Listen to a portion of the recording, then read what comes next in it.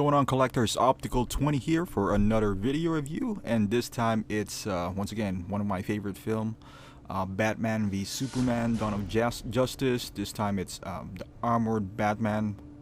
You can purchase this figure at bigbadtoystore.com. Just click the link in the description. This is the most, I guess for me, at least for me, my most anticipated figure from the line. I already have Man of Steel, so I wasn't too excited for, the Superman figure, although I do love it. I wasn't really looking forward to it. The Batman, now there's a lot of hype surrounding it because it looks like a figure of the year from what it looks like from the early reviews. I'm also excited about that, but mostly for this guy. For the main reason that I have never seen, at least in my collection, I don't have any armored Batman. So I was really happy when I got this in the mail. As you can see there, this is not the exclusive version. The exclusive version apparently didn't turn out to be quite as expected from the fans. Plus, I just wanted the movie version anyway. If it's gray, it's gray. I want it to be that way. I'm not that type where I'm gonna get them. It's different from each collector, but I just want to have one version of this one, and I'm really happy with this. So you can see from the box right there, it follows the theme. It has the V on it. I do really like the boxes. It has this logo of Batman with some, imagery of him inside that logo. Side right there. I like the texturing of this one. There's some chrome finish on the top. Let's see there. Oops, just fixing it up right here, and then you can see that is the inlay right there, armored Batman. Pretty cool. Let's take this out, and there it is. I already took out the figures, so it just shows you how they are laid out. It's full of padding. And let's go with the accessories. It comes with a bunch of hands. That is the one gun holding hand. There's several fisted hands, open palm hands, and his hands are pretty easy to switch out. Thanks to the hands are not really that soft. It's just that the pegs are a bit stronger. They're big too because of the hands. The hands are quite big, but I don't know. The only I guess hurdle that I got was with his gauntlet. So sometimes it moves back and forth when you're trying to insert the hand. So that kind of makes it a bit difficult than it should be, but it shouldn't be any problem. If you're having trouble, use the hair dryer method.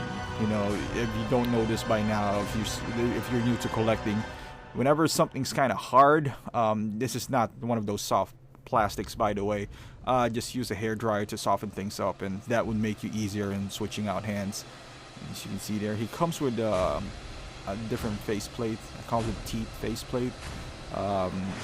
Really cool. I'm gonna tackle this more in the head sculpt version. You can see there's a stubble, and it didn't focus right away, but like I said, we're gonna go back to this in the head sculpt version anyway, so I don't want to spend too much time on that. It comes with two I guess ammo here. This is the grenade launcher that he used to with some kryptonite inside, like a powdered kryptonite, and it keeps on rolling. But yeah, one is an open state, as you can see there, one's in a closed state, so that's pretty cool that they included two. However, I not hopefully, but I wish they would have put like magnets on it so it would attach to his belt. Even with this gun right here, I maybe on the back of his belt, I don't know, kind of like with the Dark Knight, just so and he carried all these items when he was fighting Superman, so it just made sense that it would kind of like fit snug in his utility belt, but it is what it is. It doesn't. So you're just gonna have to keep them aside, I guess. That's what I do in my figures. As much, I love it when you can insert as many accessories as you could with a figure, so you don't leave anything in the box. I feel like you paid big money for these accessories and all that stuff, so you want them to be a part of the figure, or at least be displayed, to make them worth it. But like I said, it is what it is. At least they're there. At least he has accessories. That's the biggest part right there. So you can see here his grenade launcher. There's really no articulated figure, but as you can see here, the paint application is awesome. It's made out of plastic. It's not die cast, but it has this distressed look on it, so it's pretty cool. It looks like a metal, but it really isn't. And on the stand itself, there's a lot of distress going on there. Batman versus Superman, Dawn of Justice, Armored Batman. It's their generic standard base, but I do like the crotch grabber that they included in here. And I don't think it's because the figure is heavy, because I've seen the Nightmare Batman who has the same post, like a metal post with this, not the dual grabber as we all come to love. I like this better because, especially with Batman, the way his suit is, also with Man of Steel, I hate the fact that he does have that flying thing. I mean, I like the fact that he comes with it, but I don't like the fact that it doesn't come with, you know, something like this. So if you want him to just be standing up and have his cape flowing, then, you know, that's what I'm talking about with his crotch, because I don't know, his suit is fabric that, yeah, it's not gonna leave a mark, you know, unlike those two little ball thingies. So that didn't sound right, but there you go. Let's go back to the review.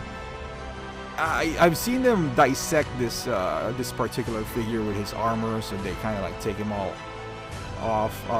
He kind of reminds me of Zod, you know, the way his armor is set up. Very limited articulation, but you know, what can you expect with a guy wearing all this armor? As far as the look, it looks terrific. Can't comment on the chrome version since I don't have that, but this figure right here, I'm loving it. You know, he's bulky, he's huge, you know, everything that you would expect, and you can see from the bottom his cape, it's weathered, so there's some color differences as well, as you can see there. It looks like it, you know, he was dragging this on the ground, so it would just be fitting that it's not pristine, you know, so to speak. I love it. I love those you know, those effects. Here you go on top, and also the, you know, the material that they used for the cape could have been better. I'm assuming, yeah, it's kind of thin, but it doesn't really bother me. I'm not gonna go out there and get a custom cape. You know, I'm not about to spend $30-50 for a piece of fabric. Well, it's not horrible. It's also not great. Could have been better, of course, but like I said, I don't even know how to remove this cape. Maybe, I'm pretty sure they'll figure it out. Must be not that hard, but still, like I said, I'm not crazy about, you know, spending another money on already an expensive figure. This already retail at $250, but you know, compared to, let's say, Deadshot, he has a light of functionality, although he doesn't have a separate head sculpt. He has different faceplate. I think it's a bit worth it. You know, it's really worth it. Plus, it's you don't have any figure like him before. You know, I've seen a bunch of Iron Mans, and this one kind of goes up. It's like attached to his side, but you can, you know, kind of move that for better articulation. But that's pretty much it. And you can see how his his elbow bends. I guess it's because of the armor. Maybe I could do a better job on this one. I did at one point when I was taking pictures of him. But you know, articulation wise, there's only so much you could do on the side. That's one thing I like about Zod, you know, because of his armors. His armors is a bit different though. It's far in between. There's some gaps in it, so posing him is not really that much of a task compared to this guy. And now we'll tackle to the head sculpt. I love it. You know, every Batman figure that Hot Toys release, as far as this line is concerned, looks spot on. Nightmare Bats looks awesome. The regular Batman looks fantastic, and this one you can clearly see Affleck in the on that cowl right there. And then you just take out the head, turn off the lights, and it's not too difficult to take out the head and swap out faceplate. Just to let you know, the lights on his eyes are bright, as you can see from here. And I am currently outside. I'm doing some renovations on my base, on my man cave. So I'm currently in the garage with, you know, like sunlight all over me, and you can still see it shining through. I still use my photography lighting, so you know, it just shows you how bright of a light he does have on his eyes. It's like a regular Iron Man, but I think it's brighter because the scope is a bit bigger. And as you can see here, I don't know. I don't have any figures to compare it with, you know, like the actual Batman versus Superman armored bats, but it looks pretty accurate to me with all the scratches and all that stuff. It looks, the way the armor is set up, he looks heavy. You know, he looks like a heavy set tank, And I guess that's what they're trying to convey on the movie, and it translated very well on this Hot Toys figure. The idea of swapping faceplate is great, you know, I love it. So you just take it off. There's a magnet on the faceplate. Yeah, I'm having a bit of a hard time because of the camera set up in front of me. So, but really, it's not that hard. So you kind of just push it back. You know, my camera is killing me right now because it's I'm using the macro lens. So this is how you do it. You take him out. That's kind of how it is. It just sits on top right there, and then the magnet is on top of the faceplate, and you just insert it back on, you know, quite easily, and then you kind of push it forward. Yeah, you don't really need instructions for that. It's not that tough, but I'm gonna show it to you anyway. For maybe there's some newbies out there. So here you go. But I don't really help out because my camera won't focus, and I really have little room. There you go. So you switch it out with his teeth showing face. Pretty nice. I like this one better because he looks more angry. You know, he looks like he's mean and ready to fight. So we'll take a closer look, at least so I can get a good use of my macro lens that I bought 3 years ago. And it's so annoying because it just keeps on getting out of focus, but that's another topic for another day. But here you go. You can see those stubble right there. I just want to give you guys a closer, just to appreciate all the details that it comes with. You know, from afar it looks good, but also up close it's even better. You can see all the details, the stubble, the even I don't know what you call that, a mole, or you know, something on Affleck's cheek right there. You see some sort of a pimple slash mole slash, I don't know, but see the texture of the armor. Looks like it's weathered, and obviously it's weathered. It has a lot of scratches, but the texturing looks like a real metal. It has this little, you know, speckles and dust and whatnot. That it is just amazing. You can see the seam from there, but Hot Toys really does a good job on, you know, hiding them, so it makes it look like it blends in. I've seen worse. I have the 3.0 Heisenberg, so I know what it looks like, you know, when you see a bad seam. And they're always going to have a seam. You know, this is molded and plastic and all that stuff. But see the eyes, right? And the eyes are beautiful, man. I mean, if you're the type of collector who doesn't install batteries, at least you got to try this one out. It's just awesome. You know, I leave mine on. Luckily I'm in a place where it's not that humid and whatnot, but you know, there you go. And this is the other faceplate. Just gonna give you a quick look at the different faceplate, and you can clearly see Affleck on both. The Hot Toys really did a tremendous job on capturing his mouth, but you know, it makes a big difference, man.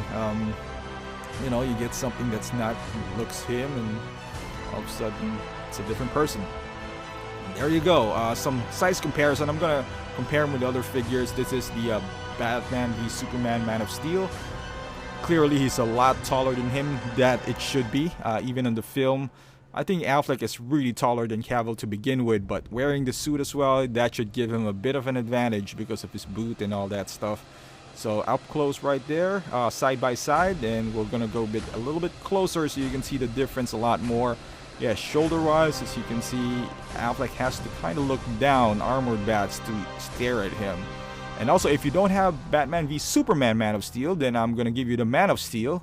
Obviously, he's a lot taller than other figures, so the difference might not be that great. So if you're one of those guys who just refuses to buy BVS Man of Steel and you want to stick with your Man of Steel, you can do so. Scale is still okay, you know. He's still taller than him, and if you want to compare him to Zod, like I said earlier, if he reminds me of any figure, it's Zod because of the armor.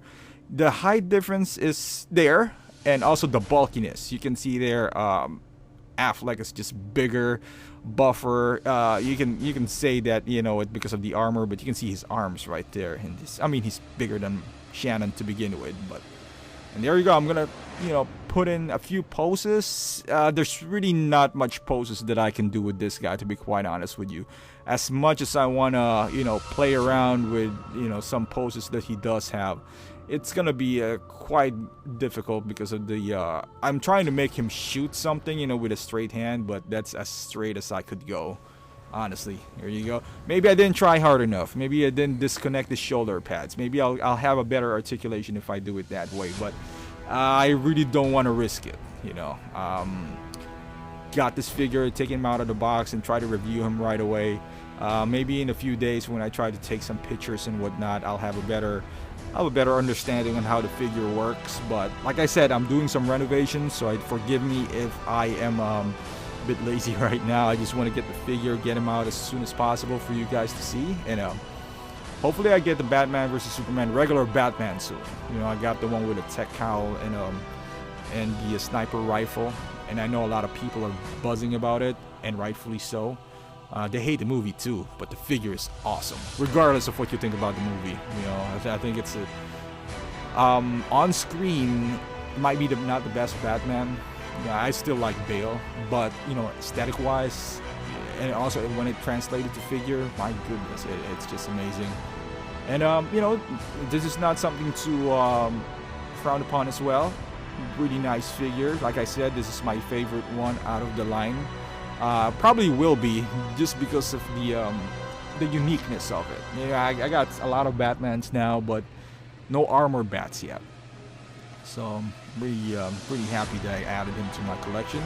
And here he is holding. I could have had the other hand hold it, because I was able to do it on one of my photo shoot, trying to get see, I can't reach it right now, but if you kind of give it a little tug, a little pose, just a little bit more force right there, you could, some adjustments.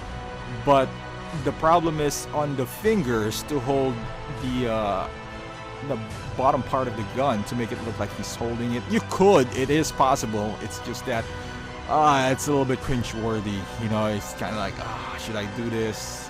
Am I gonna break the figure? I'm gonna scratch some paint here and there. I'm not gonna pose him like that to begin with, so I didn't really try hard. I was able to, but not the fingers. Like I said, I'm a bit worried that I'm gonna scratch the paint. I try to take care of my figures just in case one day I wanted to retire and my son gets sick and tired of he's a baby, but of my 1/6 collectors, and I want to keep them as pristine as possible, and hopefully I can recoup some losses down the line if I decide. But Batman vs Superman, highly doubt I'm gonna sell it. I still have my entire line of Dark Knight, and I don't, barring any any emergencies, I doubt that I'm gonna get rid of any of them. Even if I stop buying figures altogether, I think I'm gonna keep them. I love the movie. Same goes with this movie. I also loved it, so I don't mind having them as much as I could. And I put him in a pose where he looks like he's gonna punch someone. Like I said, have no luck trying to raise the elbows and his shoulders once again. It might be not playing around with his shoulder pads. I've watched some reviews, but they also don't have much articulation with this guy to begin with. So maybe a lot better than mine. Maybe if I disconnected that shoulder pads, I can get a better range of motion. But I'll do it some other time. There you go. In the meantime, forgive me. This is all the poses that you're gonna get. They're not tremendous poses, but I'll try to do better on the other Batman. Go around. Kind of want him to kind of grab Man of Steel's throat, kind of like in the scene where he was punching him through the wall. Just keep on punching him, but it's a bit hard to pull off. It's harder than I thought it would be. One of these days I'm really gonna put some effort onto it. There are some figures that I don't really care if I break them, but these are one of those things. It's $250, man. So you want to be careful with these items and whatnot. But there you go. And still debating on Nightmare Bats. I know I said it on my last review. I'm trying to get some trades going on. So if you have one willing to trade, I don't really want to spend money on it. I know it's still available as we speak, but I don't know. Something about it doesn't want to make me pull the trigger. And there you go, guys. This is all he comes with. This, closing remarks of my review. Excellent figure. I highly recommend it. Regardless if you're a fan of the film or not, however you felt about the film, they produce great figures.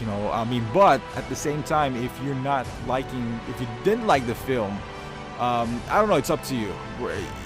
Figure-wise, they're great. You know, there's some horrible films that produce great figures. I wouldn't call Spider-Man 2 horrible by any means, but their Spider-Man looks great. I like the movie too, so I like the movie. I wouldn't say I loved it. Maybe I did a little bit. A lot of people didn't like it, but I did like the Spider-Man. Even Electro was pretty impressive, but no one really bought him because the movie.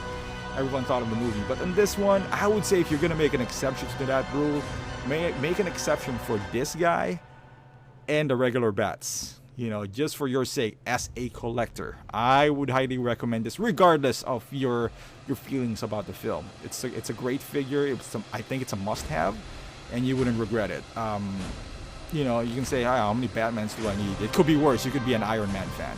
You know, if you're an Iron Man fan, then you know it could be worse. Like I said, it's not a repaint. This is a totally different Batman. So Nightmare, I can consider a repaint for the regular bats, but you know, that's it. Thank you for watching, guys, and please like, subscribe.